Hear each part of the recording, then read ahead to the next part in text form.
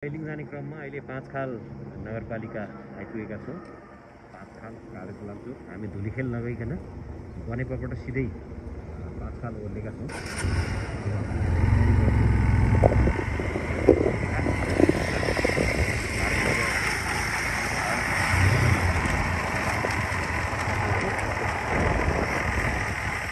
यात्रा जारी छ।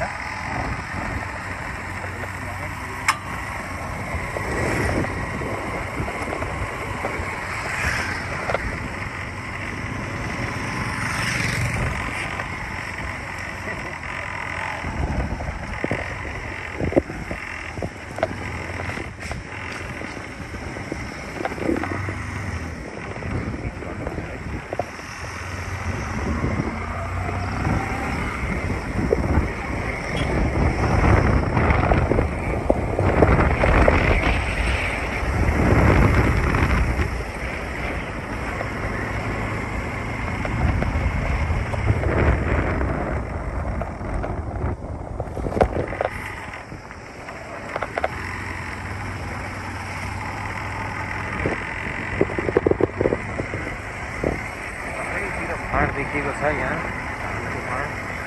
धान पाकेको छ, धान धुँदैछ। अहिले दोलालघाट आइपुग्यो। सैलिङ जाने क्रममा इन्द्रावती नदी पुल पार गर्दैछौँ। यो यताबाट इन्द्रावती आइरहेको छ, दोलालघाट पुल। हाम्रो यात्रा जारी छ। हामी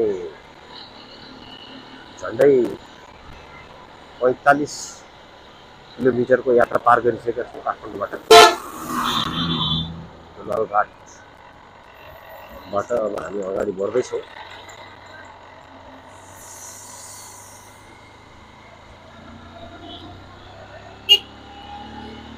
केही अगाडि पुगेका छौँ। यहाँबाट सैलुङ जाने बाटो यता देखाइएको छ।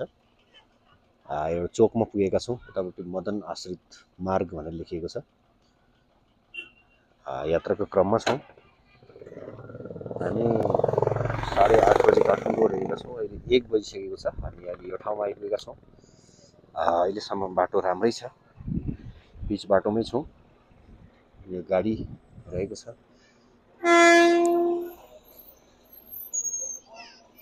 त्यस्तै उतापट्टि हिमालको दृश्यावलोकन गर्न सकिन्छ यहाँबाट।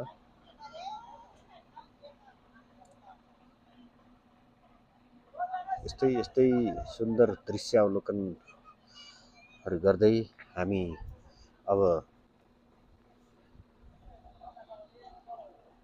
यो बाटोबाट होइन, हामी अब यताको बाटोबाट यो मदन आश्रित मार्ग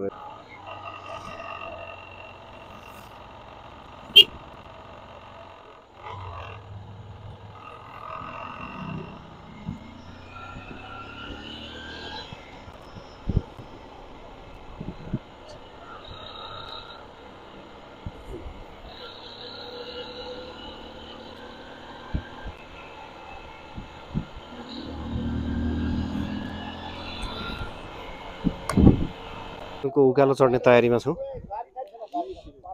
मिनी ग्रेट वाल भन्दो रहेछ यसलाई। यहाँसम्म हामी बाइकमा आयौँ। अब यहाँबाट हामी उकालो लाग्दैछौँ। आधा पौने घन्टा, 1 घन्टासम्म कतिपय जान नसकेर फर्केको अवस्था छ। तर हामी त्यहाँसम्म जाने जमर्को गरिरहेका छौँ।